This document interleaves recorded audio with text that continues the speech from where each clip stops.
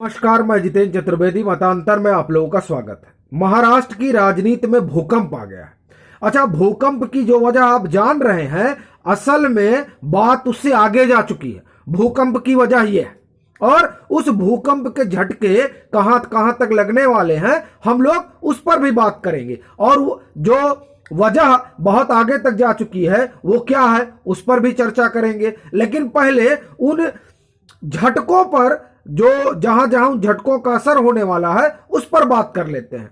देखिए, हुआ क्या है कि यह जो घटना हुई है नवाब मलिक वाली, उस घटना ने तो आप ही जान ही रहे हैं कि अघाड़ी सरकार को हिलाकर रख दिया है। और खासकर शरद पवार के लिए कहा जा रहा है कि वो समस्या का विषय बन गया है। और देखिए, एनसीपी के दो बड़े नेता अनिल देशमुख और उसके बाद में अब नवाब मलिक, और नवाब मलिक पर जो आरोप लगे हैं वो आरोप अपने आप में बड़े सनसनीखेज हैं। इन तमाम बातों पर हम आएंगे, लेकिन उससे पहले ये जानते हैं कि इस भूकंप के झटके कहां कहां तक पहुंच रहे हैं। माना जा रहा है कि नौकरशाही में भी फेरबदल होगा और मंत्रिमंडल में भी फेरबदल होगा। हालांकि जो मंत्रिमंडल का फेरबदल है वो तो आप ये समझिए कि वहां पर एनसीपी मुखिया बहुत दिन से चाहते थे, लेकिन वो रुका हुआ था। और उसकी बड़ी वजह जो रहे वो अजीत पवार रहे। ये चर्चा है, वो उनका मानना था कि जयंत पाटिल को गृह मंत्री बनाया जाना चाहिए।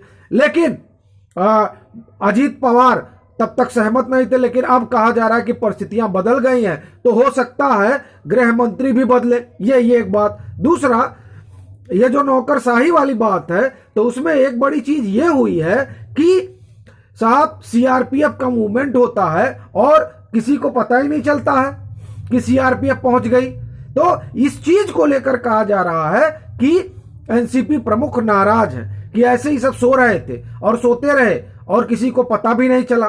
तो ये दो चीजें जो हैं वो माना जा रहा है कि ये जो नवाब मलिक वाला घटनाक्रम है, इस घटनाक्रम के कारण ये दो चीजें वहां पर संभावित हैं कि हो सकती हैं।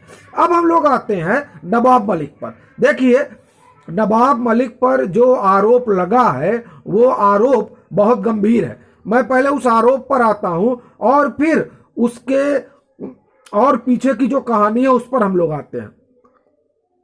देखिए, आरोप क्या है, हिरासत में क्यों लिया गया, तो अंडरवर्ल्ड के साथ संबंध और टेरर फंडिंग का आरोप है। और ईडी ने अदालत में कहा कि मुंबई बम धमाकों के दोषियों और मालिकों के बीच कई प्रॉपर्टी डील्स हुई थी और इसलिए उनसे पूछताछ की जानी जरूरी है। एजेंसी ने कहा कि उनसे पूछताछ में कई अहम खुलासे हो सकते हैं। ईडी ने कोर्ट को बताया कि मलिक ने जमीन पर अवैध कब्जा दिलाने के बदले डी कंपनी के सदस्यों को फंडिंग की। और आपको बताएं कि आज एक खबर और आई, अभी आप देखिए, वो उनके ऊपर डी कंपनी के साथ संबंध होने के आरोप लगते हैं और उन आरोपों के बीच एक खबर और आती है आज तक में। वो भी पिछली खबर भी आज तक की थी, यह खबर भी आज तक की है। और यह खबर क्या कह रही है वो आप सुनिए। दुबई वाले को फोन कर लेना, दाऊद ने भाई कास्कर से की बात। अब बताइए, ये आज की खबर है। जांच एजेंसियों के हाथ लगे दाऊद के सीक्रेट टेप में वह अपने भाई इकबाल और उसकी पत्नी रिजवान और इकबाल के बेटे रिजवान और पत्नी रिजवाना से बात कर रहा है। रिजवान फिलहाल एक्सटॉर्शन केस में जेल में बंद है। ये आज की खबर है। अब आप आज मतलब कल की खबर है, आज नहीं, कल की खबर है, 25 फरवरी की है। अब आप देखिए कि ये तमाम चीजें हो रही हैं और इसके बीच इस तरह की खबरें आती हैं। लेकिन जब ये जो टेरर फंडिंग का आरोप लगा है उस पर डिटेल में बात करने से पहले थोड़ा हम पीछे चलते हैं। आपको ध्यान होगा कि आर्यन खान का जब मामला चल रहा था तो नवाब मलिक ने कुछ आरोप लगाए थे देवेंद्र फडणवीस के ऊपर। और वो आरोप थे कि ये ड्रग्स, देखिए किस तरह से ड्रग्स कार्टेल, एक तरह से जो उनका आरोप था वो ये था कि देखिए किस तरह से ड्रग्स से संबंध रखने वाले लोगों से देवेंद्र फडणवीस का संपर्क है। और फंडिंग, इस तरह के वो आरोप लगा रहे थे। और उस समय तो आपको पता ही है कि वो समीर वानखेड़े के ऊपर भी एकदम लाल पीला थे, आग बबूला थे, और उसमें यहां तक कहा कि इनको जेल में बंद करवा दूंगा। हालांकि हासिल क्या हुआ वो आप लोग देख रहे हैं, हम उस पर नहीं जाएंगे। लेकिन जब इन्होंने देवेंद्र फडणवीस पर आरोप लगाया, तब देवेंद्र फडणवीस ने कहा था कि इंतजार करिए, हम भी जो है ये इन्होंने फुलझड़ी छोड़ी है, हम धमाका करेंगे और दीपावली के बाद धमाका करेंगे।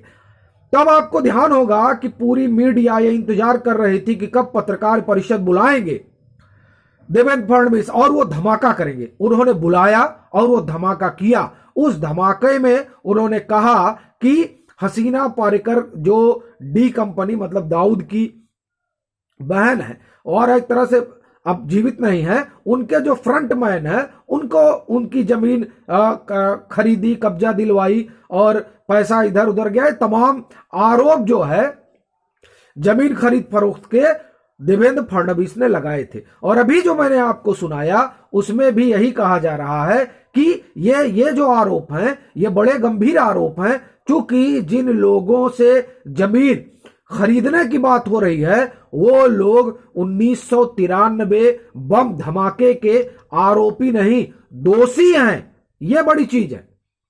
तो ये जो एंगल निकल के आया, इस एंगल ने समस्या बढ़ा दी नवाब मलिक की, और उसी वो आरोप लगते हैं। और उसके बाद में 15 फरवरी को हसीना पारेकर के कई, आप ये कहिए उनसे जुड़े जो कई लोग हैं उनके यहां रेड पड़ती है ईडी की। ये खबर, अब आप सोचिए कि कितना सनसनीखेज ये मामला है। लेकिन ये असल में मामला यहीं तक नहीं है, ये मामला आगे जाता है और आगे वहां तक पहुंचता है जहां जब 1993 के बम धमाकों के बाद एनएन बोरा कमेटी बनती है। ये दरअसल मामला वहां जाता है, मामला वहां भी जाता है कि एक एनएन बोरा कमेटी बनी और उस एनएन बोरा कमेटी में जो क्रिमिनलाइजेशन ऑफ पॉलिटिक्स और क्रिमिनल और पॉलिटिशियन के जो नेक्सस थे उस पर था।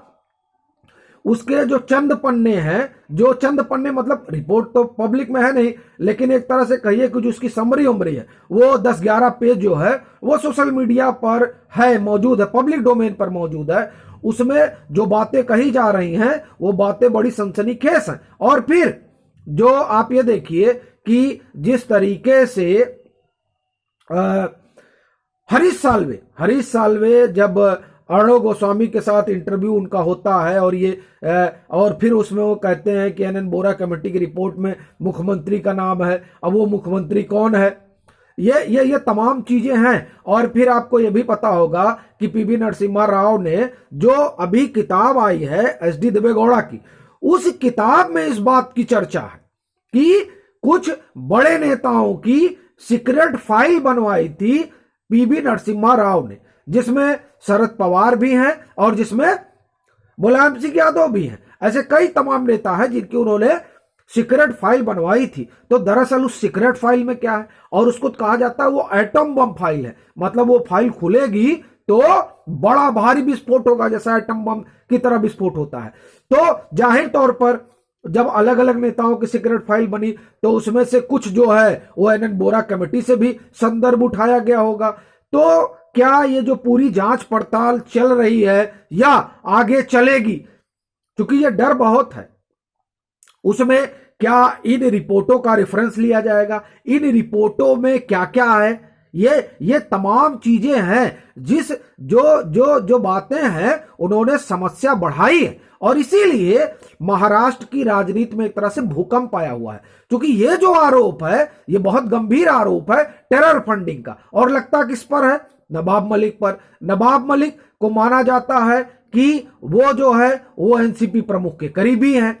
और फिर ये जो तमाम सीक्रेट फाइलें और इन बोरा कमेटी हैं, इसमें न जाने क्या है, ऐसी क्या चीज है जिसकी वजह से बार बार एनसीपी प्रमुख पर तमाम तरह के आरोप लगे और उनको मतलब एक तरह से समझिए कि जोड़ा जाता रहा। ये फिर चाहे राम जेठमलानी का आप पीछे का बयान सुन लीजिए, या जो हरीश साल्वे कह रहे हैं उसको सुन लीजिए, और जो तमाम बड़े पत्रकार इस तरह की बातें कर रहे हैं, वो ये बताते हैं कि असल में ये जो घटना है, कम से कम ये जो गिरफ्तारी हुई इनकी नवाब मलिक की, और जिस तरह से उनके ऊपर टेरर फंडिंग का आरोप लगा, ये आरोप बस ये नहीं है कि अब इसमें बात बन गई। दरअसल ये बात बहुत आगे तक जा सकती है, और वो आगे तक जाएगी।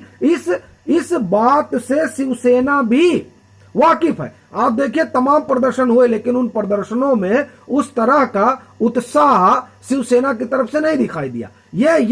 ये भी लोगों में कौतूहल पैदा कर रहा है और सवाल खड़ा कर रहा है कि आखिर में महाराष्ट्र की राजनीति में होने क्या जा रहा है, और वो भी तब जब वहां म्युनिसिपल कॉर्पोरेशन के चुनाव होने हैं, मुंबई वाला वो चुनाव होने, और वो एक बड़ा चुनाव है अगर देखा जाए कि भाजपा और शिवसेना के लिहाज से।